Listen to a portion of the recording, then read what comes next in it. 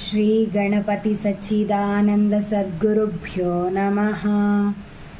श्री दत्त विजयानंद तीर्थ स्वामीजिभ्यो नमः।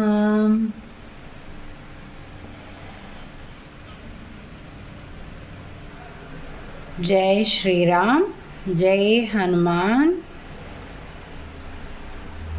ఒకటో అధ్యాయం పూర్తిగా అయిపోయింది. ఇప్పుడు రెండో అధ్యాయం. ఓం శ్రీ పరమాత్మనే నమః. అథ ద్వితీయోऽధ్యాయః. సాంఖ్యయోగః. సంజయ ఉవాచ.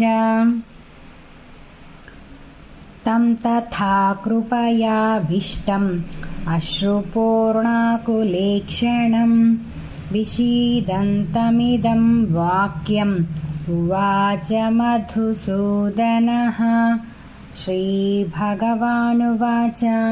కుతస్త్వాకష్మలమిదం విషమే సముపస్థితం అనార్యజుష్టమస్వర్గ్యం అకీర్తికరమర్జున క్లైబ్యం మాస్మగమః పార్థ నైతత్త్వయ్యుపపద్యతే క్షుద్రం హృదయ దౌర్బల్యం త్యక్త్వోత్తిష్ఠ పరంతప.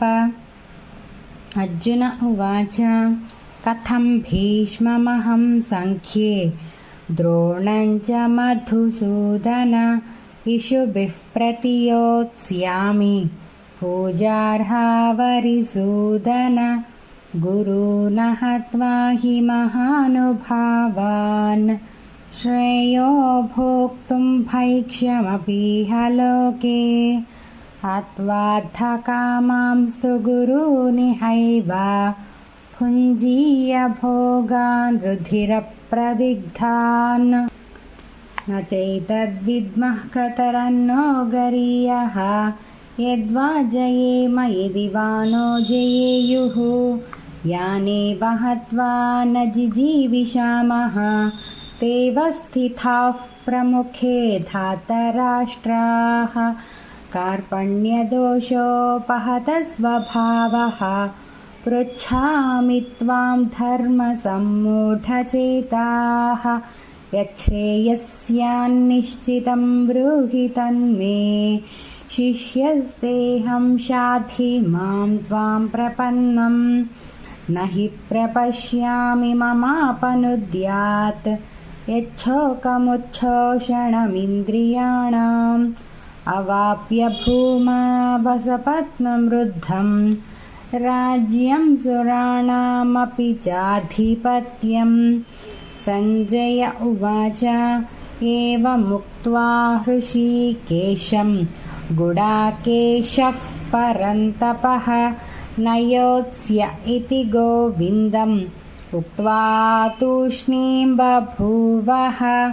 తమువాచ హృషీకేశః. ప్రహసన్నివ భారత సేనయోరుభయోర్मध्ये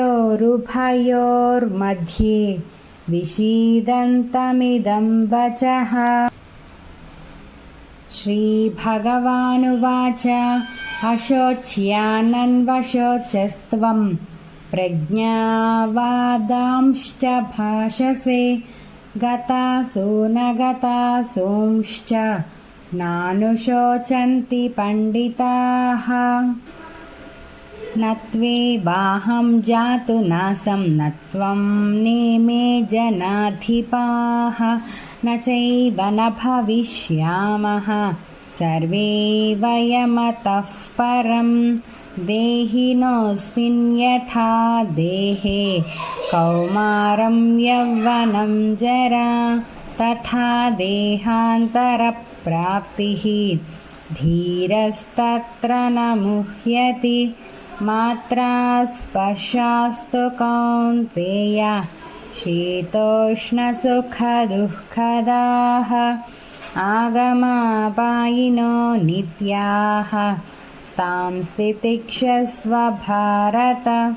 యం హి న వ్యథయంత్యేతే పురుషం పురుషర్షభ సమదుఃఖసుఖం ధీరం सोऽमृतत्वाय कल्पते नासतो विद्यते भावः नाभावो विद्यते सतः उभयोरपि दृष्टोऽन्तः त्वनयोस्तत्त्वदर्शिभिः अविनाशितो तद्विद्धि येन सर्वमिदं ततं विनाशमव्ययस्यास्य न कश्चित् कर्तुमर्हति अन्तवन्त इमे देहाः नित्यस्योक्ताः शरीरिणः अनाशिनो प्रमेयस्य तस्माद्युध्यस्व भारत य एनं वेत्ति हन्तारं यश्चैनं मन्यते हतम् उभौ तौ न विजानीतः नायं हन्ति न हन्यते न जायते म्रियते वा कदाचित् नायं भूत्वा भविता वा न भूयः अजो नित्यः शाश्वतोऽयं पुराणः न हन्यते हन्यमाने शरीरे वेदाविनाशिनं नित्यं य एनमजमव्ययं कथं स पुरुषः पार्थ कङ्घातयति हन्तिकं वासांसि जीर्णानि यथा विहाय नवानि गृह्णाति नरोपराणि तथा शरीराणि विहाय जीर्णानि अन्यानि संयाति नवानि देहि नैनं छिन्दन्ति शस्त्राणि नैनं दहति पावकः न चैनं क्लेदयन्त्यापः न शोषयति मारुतः अच्छेद्योऽयमदाह्योऽयम् अक्लेद्यो शोष्य एव च नित्यः सर्वगतस्थाणुः अचलोऽयं सनातनः अव्यक्तोऽयमचिन्त्योऽयम् अविकार्योऽयमुच्यते तस्माद्देवं विदित्वैनं నానుశోచితుమర్హసి. అందరికీ తొలి ఏకాదశి శుభాకాంక్షలు. ఈ వీడియో చూస్తున్న వాళ్ళందరికీ భగవద్గీత నేను నేర్పిస్తాను. ఎవరికైనా ఇంట్రెస్ట్ ఉంటే కామెంట్ చేయండి, నేను కాంటాక్ట్ అవుతాను. Please share, subscribe. Thank you.